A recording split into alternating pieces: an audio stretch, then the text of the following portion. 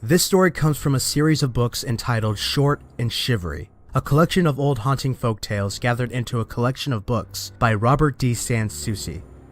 If any of you are familiar with the books Scary Stories to Tell in the Dark, then these books are very similar to those. Much like Alvin Schwartz, Susie gathers tales of old from different countries around the world and resurrects the horror embedded within them through print. I will be reading this story, and hopefully many others, straight from the pages. If any of you guys would like your very own physical copy of this book in particular, it can be purchased through Amazon, which you can find in a link below. Now, gather around for a shiver.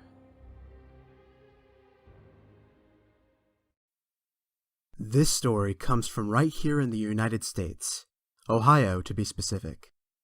It is the tale of a pirate who may have hidden his treasure somewhere in his home.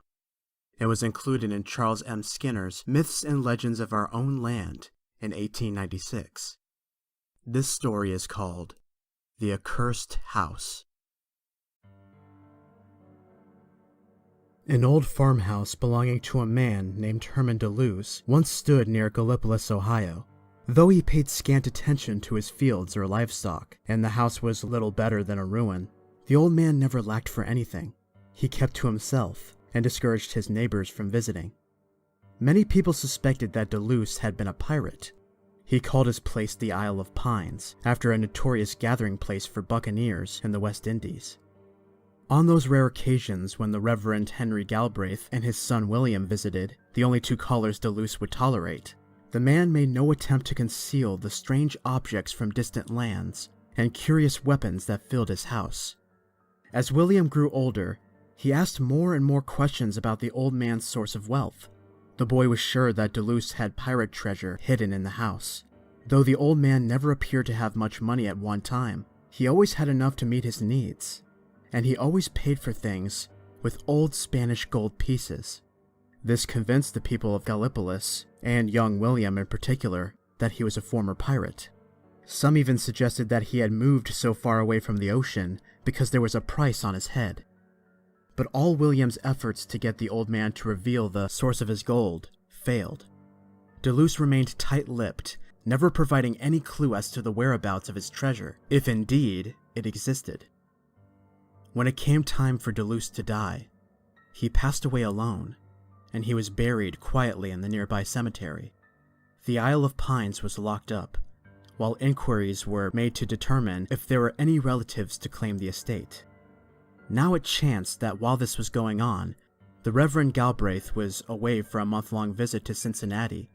He did not know that Herman Deleuze had died. One night he returned home in the middle of a terrible storm. The snow was so deep and the road so blocked with drifts and fallen branches that he looked around for shelter. To his relief, he saw a light. He followed it through the driving snow and recognized the Isle of Pines. As he neared the place, he noted that the light was moving about the house, brightening one darkened room after another. Whatever could old Deleuze be up to, he wondered as he knocked. When no one came to the door, he rapped again even more loudly. But still, he was ignored, as the light moved from chamber to chamber.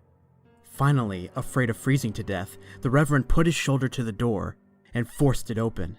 "Hello, Herman," he called. "I apologize for my rude entry." But when the old man at last appeared, carrying a candle, he paid no attention to the clergyman.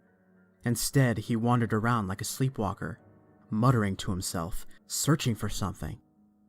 His visitor tried to strike up a conversation, but Herman persisted in running his hands over each wall, then dropping to his knees and searching the floor. "What have you lost?" asked the concerned Reverend Galbraith. "Can I help you search?" Still, the old man would not look at him. Rather, he carried his candle to a room at the end of the passageway. In the chilly darkness, the Reverend could hear him muttering over and over again. The sound made the Reverend as uncomfortable as the cold. To ease his mind and body, he set about building a fire in the fireplace. Then, spreading his coat before it, he lay down, intending but a few moments' rest. Instead, he fell into a deep sleep that lasted the better part of the night. The first light of dawn was just visible through the thinning snow. when Reverend Galbraith was roused by Deluse's triumphant cry. "'Tis here! 'Tis found!" Pulling his coat around him, the clergyman hurried down the hall to the little room at its end. He was sure that was where the cry had come from, but when he entered the room, he found no trace of Herman Deluse. Against the northern wall was an unlit candle stub and the curious holder that the old man had carried during his midnight search. In the dust that coated the wall, he could just make out the impression of 2 hands, as though someone, old Deluse surely, had pressed his palms against the surface. More puzzled than ever, Reverend Galbraith called out his friend's name, but though he searched from cellar to attic, he could find no trace of the man. The doors and windows were all shut tight, nor, as he peered through the early morning dimness, could he see any footsteps in the new-fallen snow. Daunted by this mystery, Reverend Galbraith took his horse from its shelter in the tumble-down barn and continued the rest of the way home, the storm having fully abated. He was welcomed by his wife and son, and a good friend, a lawyer named Marin, who had come by on some bit of business that morning. But when he told his story, his wife and son merely glanced at each other, while the lawyer remarked, "Didn't you know that Deluse was dead and buried?" The clergyman, speechless, merely shook his head.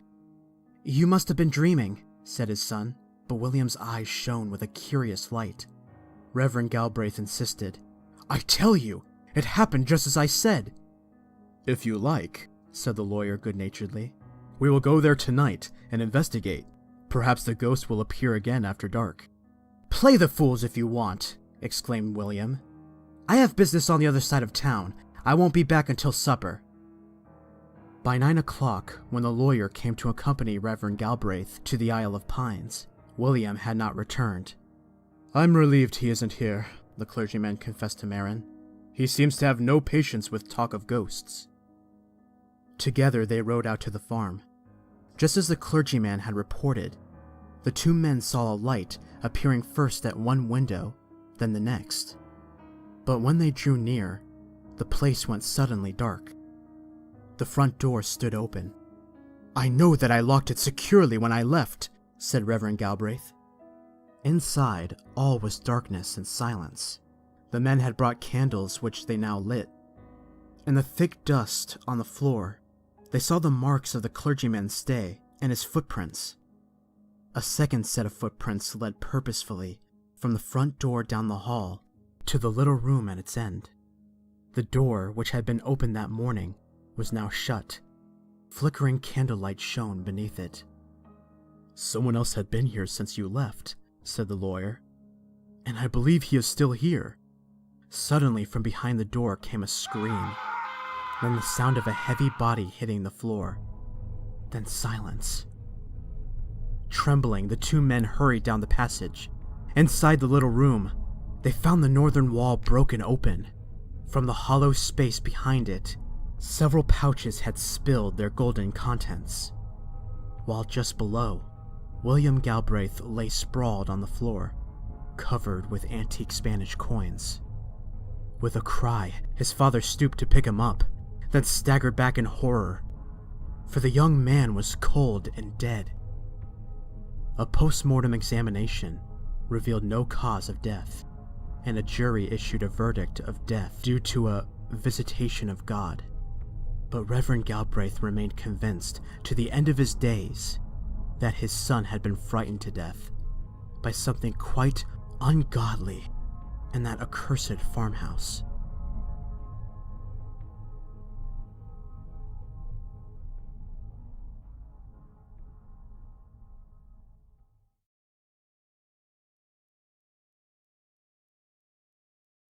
Thank you all so much for listening to tonight's story.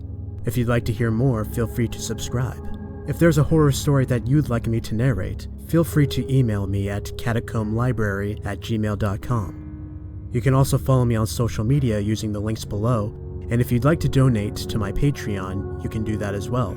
I have exclusive content for those who do, and you will be financially supporting this channel, which I'll be very thankful for. For now, your visit to the catacombs has ended. Stay safe out there.